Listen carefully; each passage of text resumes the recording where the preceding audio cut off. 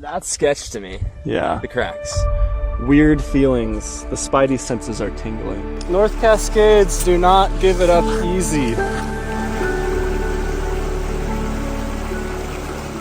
After our tour up to Camp Muir, Luke and I were riding so high and feeling so good. The spring was coming to an end and we could really feel summer approaching, but we wanted to do one more tour. So we turned north to the North Cascades. The North Cascades are rugged. They're not like the rest of the Cascade Mountains. Proper mountains.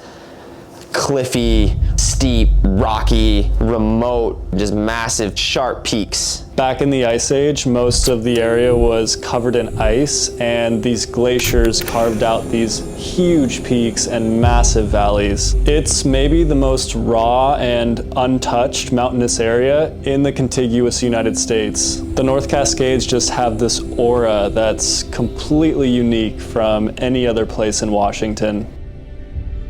Our plan was to climb and ski Ruth Mountain, which is a relatively easy ski for North Cascades standards. The one thing that set Ruth apart from all of our other tours was an active glacier on the north face. The standard route crosses the glacier, but Luke and I didn't have any glacial travel experience, so our plan was to take the longer way around the northeast side up to the summit. Taking the long way wouldn't expose us to the glacier's crevasses. Since neither of us had ever been on a glacier before, it wasn't something we wanted to mess with. It was the summer solstice, and since the sun rose so early, we opted to spend the night at the trailhead. 3:30? 3:30. Yep, I'm here for it. Gonna do some memory or math. Oh, you have your little alarm game that you have to play? Oh. I'm thinking memory. I think memory. We're going to It's too early for math. Quick 4 hours, 3 hours, I forget how many more hours, and then we're up. I'm all tucked in. And I should probably be sleeping, but I just wanted to record some thoughts on what's probably the last tour of the season. It's definitely going to be the most technical tour we've done. It's definitely going to be the most remote tour we've done. And it's the first tour that I've done that involves hiking to the snow. To Baby Ruth. To Baby Ruth. I think this is going to be one of the most incredible locations that I've ever skied in. Pulling into this parking lot and feeling the mountains around, that alone is making me feel so incredibly thankful to be able to do this. The name of the game tomorrow is soak it in, enjoy where we're at, enjoy this beautiful area of the Cascades. I think tomorrow's just going to be a celebration. Crossing creeks. Yeah, baby. Still doing it.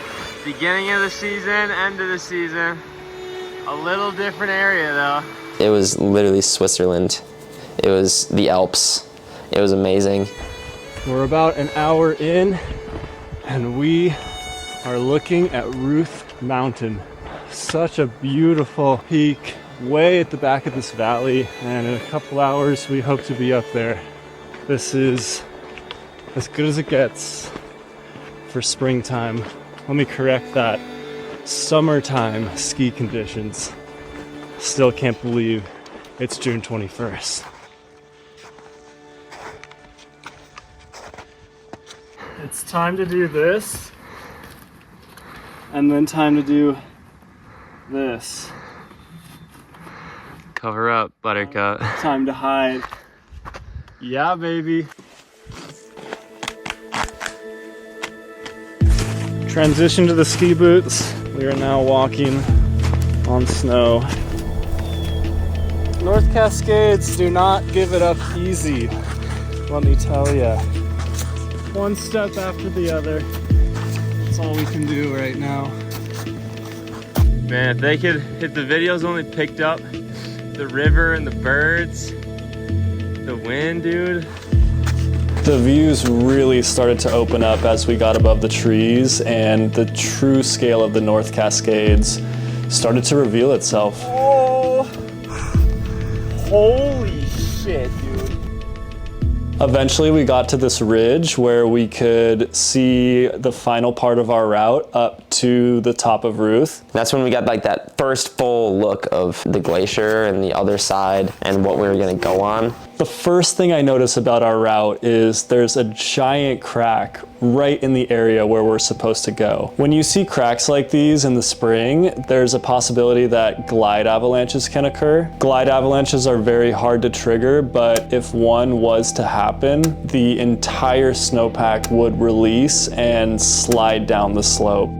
We knew the probability of a glide avalanche happening was low, but we couldn't shake that possibility. It looked massive and we were far away from it.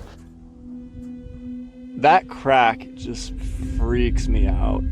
If we go on that, and because it's warm, trigger any instability, I'm just concerned about the entire slope ripping and then we get dragged down into that canyon. I'm fine with like still going and getting a closer look at it.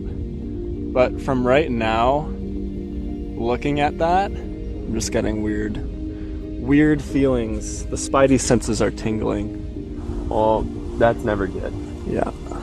As we got closer, I remember us going back and forth. Oh, should we scrap our route? Should we go on the glacier? It won't put us in harm's way of this potential glide avalanche. It's the established route. People have done it. But I also think we weren't feeling too confident about that option either. I mean, we didn't have any proper training in glacial travel, let alone we didn't even have an ice axe with us. We're just kind of going at it with the mindset of why would we even put ourselves in that situation.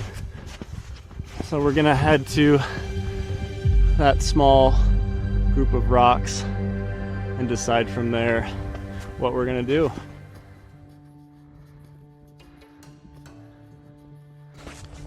We were getting up there, we were optimistic still.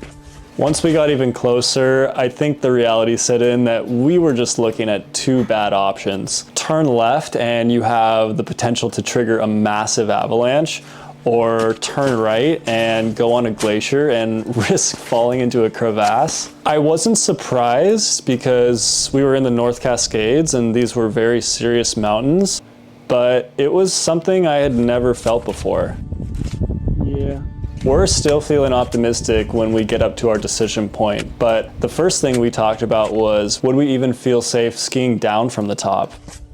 That's sketch to me. Yeah. The cracks. Yeah. I was seeing him on the other side of here, cracked out, and I was like, holy fuck. Yeah. So like, absolutely not on that side for me.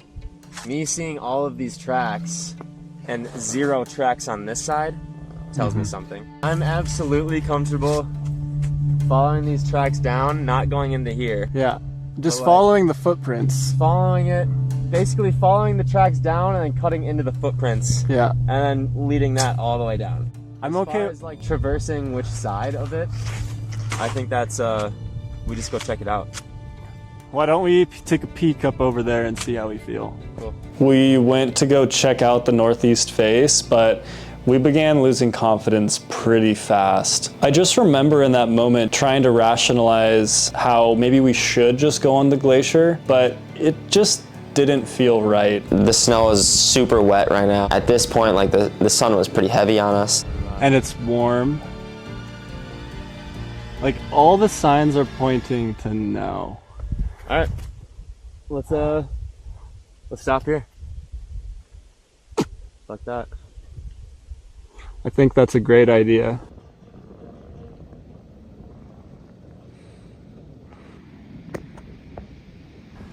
I don't want to go up, summit, ski down, and then go back and tell people how cool it was, and deep down in my heart know that I took a risk that might have caused me to die. Like, we didn't know what we were doing and we just kind of went for it. Yeah. We didn't come here with the mission to peek it out and to summit. Yeah. Like, we were on a mission to come out here, celebrate, and do this, dude. So we just stopped here. We're just hanging out. And we're gonna have a nice ski back down, have a nice hike back down, and then head to the ocean. We just talked to some people that were coming down from the summit of Ruth, and one of them actually fell in a crevasse as they were coming down. And like stopped herself by her elbows. And we're just like, okay, that just reinforced our decision.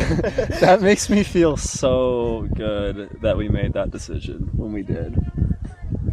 Because it's not worth it. Not worth it. All right, last turns of the season. Maybe.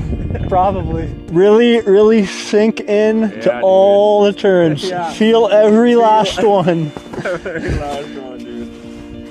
All right. Yep. All right, Joffrey.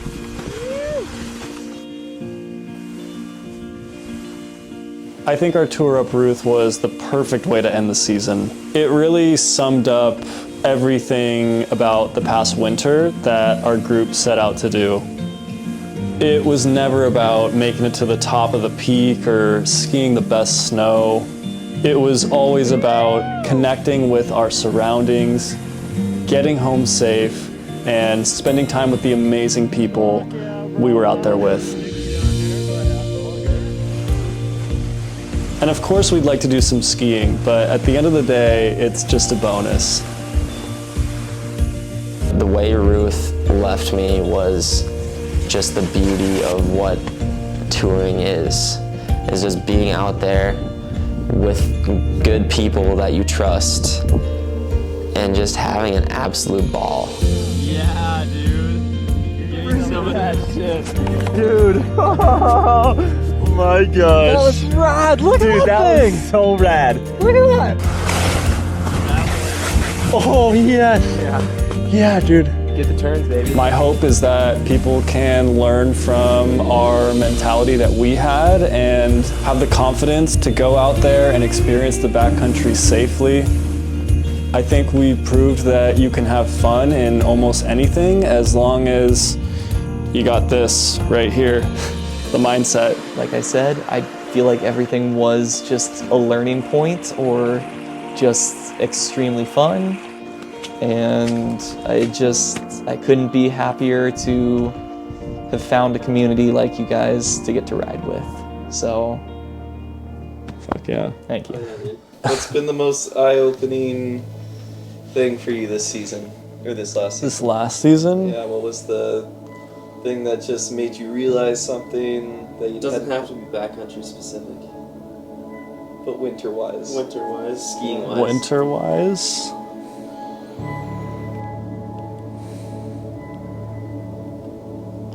We are so incredibly lucky to be able to do this kind of stuff in our free time.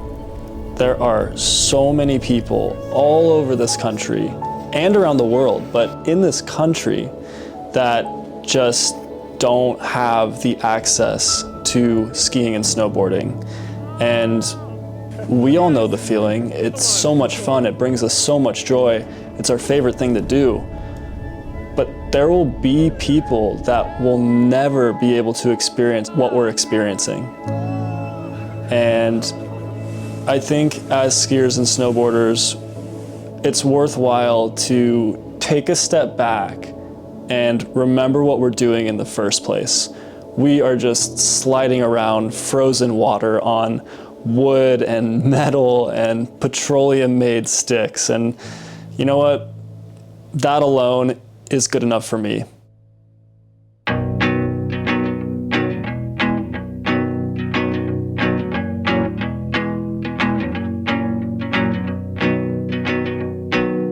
Times and places are all in who you share 'em with, and it's life, and the point is enjoying who you share it with. Joy is who you share it with.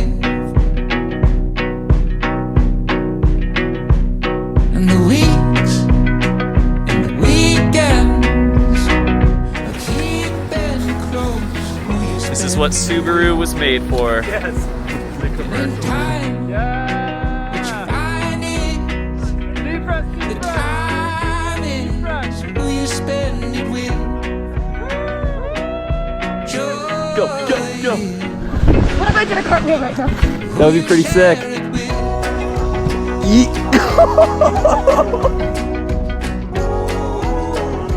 Who you share it with? That is ingenuitive right there.